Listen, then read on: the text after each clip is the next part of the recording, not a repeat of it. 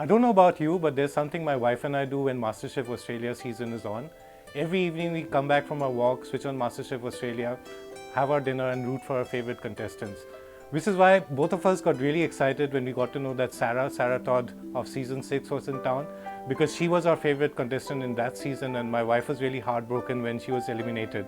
So great to see that she came back, and she came back to India, and it's been a great journey, Sarah. So you were a model who got into MasterChef. How did that happen? Yeah, so I guess the biggest thing I learned from modeling was that I got to travel and I got to experience so many different cultures and food, and it kind of started to ignite this passion for food. So I knew quite a lot about it, and we were living in London and I was modeling there, and I was so cold. I was like, this is way too cold for me. I need to go back to Australia. So I said to Devinda, my partner, I said, if I get into MasterChef, can we move back to Australia? So I applied for MasterChef while I was in London, and I got the first call. So I, flew over to Australia to go for the audition, and it just snowballed, and here I am. So MasterChef was all about home chefs getting prepared for restaurants, but you would often think that that's for television, but you're actually doing that. You're opening a restaurant. Yeah, that was my dream. So I'm still pinching myself that this is happening and so quickly. And why in India? Well, so when I was considering, I didn't really, I ultimately would love to open up a restaurant in Australia, but I actually got a phone call from my business partner. He was standing on this property in Goa, and he said to me, Sarah, I want to do this restaurant and I'm only going to do it with you. And I was like, you're crazy, But I'll tell you what, given our populations, I think there are more people who are fond of you and love you in India than in Australia. So we are all glad that you're opening here. You're opening in Goa, right? Yeah, opening in Goa. So what sort of cuisine is it going to be? It'll be Australian cuisine. Australian cuisine has little influences of the Asian culture and the Asian taste. So there'll be little hints of Indian cuisine, hints of Japanese, and but ultimately it's Australian cuisine. And have you eaten around in India? Yeah, I have. So the only place I've been is Goa, Delhi and Mumbai. And at every place I've tried quite a few restaurants, and from hole in the wall street food to fine dining restaurants as well. So tried a lot.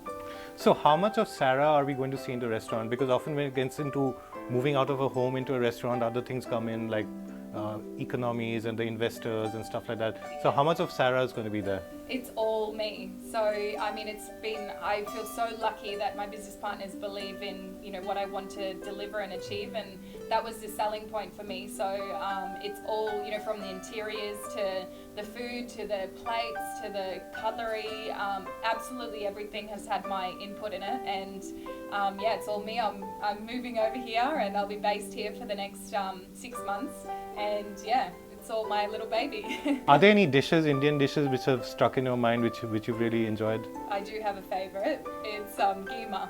Keema, wow, Yes. yeah. In fact, would you believe it? I just wrote an article on keema, and it's just great. God. So there are some places in Mumbai you should try out for keema when you come next time. Wow.